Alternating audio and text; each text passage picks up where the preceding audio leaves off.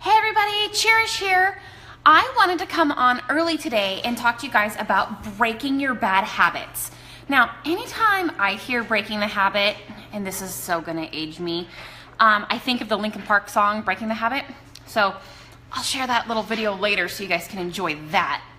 But what I wanted to talk about was our habits as a whole. We tend to think that they only affect us. So it's a very egocentric thought instead of an altruistic thought that anything we do, regardless of what it is, it affects us only.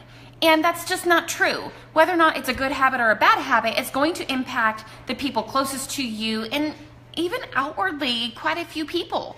So if you think about it, if you're making, for instance, good food choices and you always have fruit available and vegetables and you eat a pretty balanced diet and you don't center your life around food, those around you tend to not have those same habits. On the flip side, and speaking from experience, my parents were avid smokers all my entire life, and until I can't even remember how many years ago now, they decided to finally stop smoking. And I just remember being a kid thinking, I don't ever want to do it, don't want to do it, don't want to do it. And I never wanted to. It was never something in my brain that I'm like, oh, I'm going to try it. But you would think, because they were my parents, that I would be more apt to try smoking or try those kinds of things. And maybe it's just me, but it just never appealed to me. But the likelihood that I would have was much higher because of that environment that I was in. So if you're in an environment where bad things happen, it's statistically all across the board. Abuse, alcoholism, addictions. If you're close to it, you're more likely to be in it.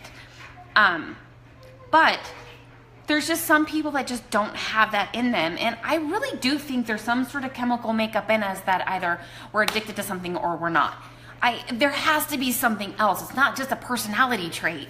It's too rampant nowadays with so many other things going on. I think that there's more to it. And I'm not a scientist, I'm not a psychologist or a psychiatrist. In my heart, I think that there's something more to it. So with your bad habits that you are looking to change, that you made a list of yesterday, I am going to ask you to find the smallest one that you want to change.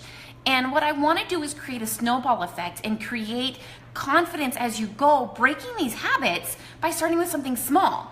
So for instance, maybe it's when you come into the house, you take off your shoes and you leave them by the front door. Maybe that's a bad habit you want to change, because quite honestly, who likes tripping over their own shoes? Nobody does. So sorry, got a phone call. The habit that you want to change is going to be picking up your shoes and putting them away. Maybe in the right spot, maybe in your bedroom, maybe you have a shoe rack out front. Maybe there's something small that you can start with and start gaining confidence as you go. A lot of people, I'm kind of weird about things being in places, and I'll show you right here. Yes, I have a lot of filing to do. I hate filing, literally hate filing, and we're packing to do a couple of things. But I don't like things just sitting out. I don't like laundry sitting around. I don't like dishes in the sink. It bothers me. And call it OCD, call it a personality quirk, call it whatever you want.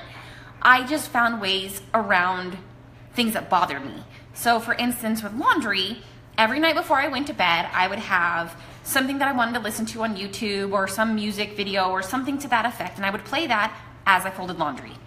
And so I would throw a load in the morning, throw it in the dryer, at night I would fold it. So it was a constant cycle of getting it done instead of piling up and piling up and piling up and piling up. I don't iron either, by the way. I'm lazy. I don't know, call it whatever you want. But I found that if I did that, then I would have a basket of shirts that I had to throw back into the dryer to de-wrinkle to put them away. So I'm trying to get better about when the dryer stops to actually hang stuff up and put it away. Little things at a time, I suppose, right? So what I'm trying to say is pick something small. But it doesn't have to be life-changing, life-altering. These are for you. So change something small and create a snowball effect for yourself so that you feel better about these changes that are happening and that you can do it. Now, I've always wanted to be an athletic person. I always thought it would be great to be completely fit and look good and all this other stuff. And let me tell you, that's not this girl. That is not this girl at all. I work out 6 days a week and I eat 80-20. Like 80% of the time I eat really well, 20% of the time I don't. I will never have that body. I had to come to terms with that. And it kind of sucks to be like, you know, I do all this stuff and I still don't get that? Really?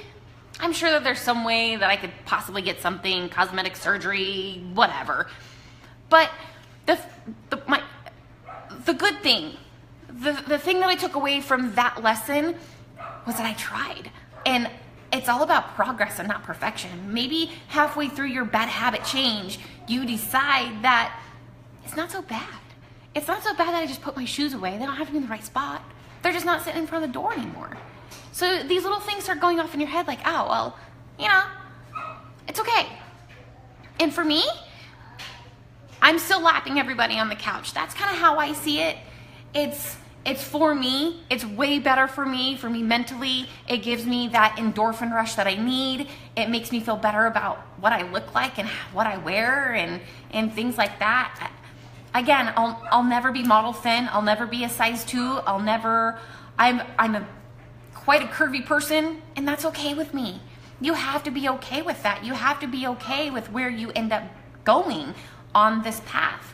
And it may not be your end destination that you end up at. It may just end up being this progress spot that you're at. And that's okay. That's completely okay. But you have to realize that that's going to be okay. That has to be okay with you as well. So today, in my blog, I gave you a video, the Lincoln Park video, because who doesn't want that in their head for the rest of the day, right? But I also kind of broke it down into some examples that worked for me, and I hope you can relate to them. And if you wouldn't mind sharing the video, sharing my blog, I would so appreciate it. If you got anything out of it, tag a friend if you think they could get something out of it too. I'm so excited for these next 2 weeks. It's just going to be amazing into this weekend and then next week, and then we'll see where this takes us. Thank you so much for joining me today. I so appreciate your time, and I hope you have a fantastic day. Thank you.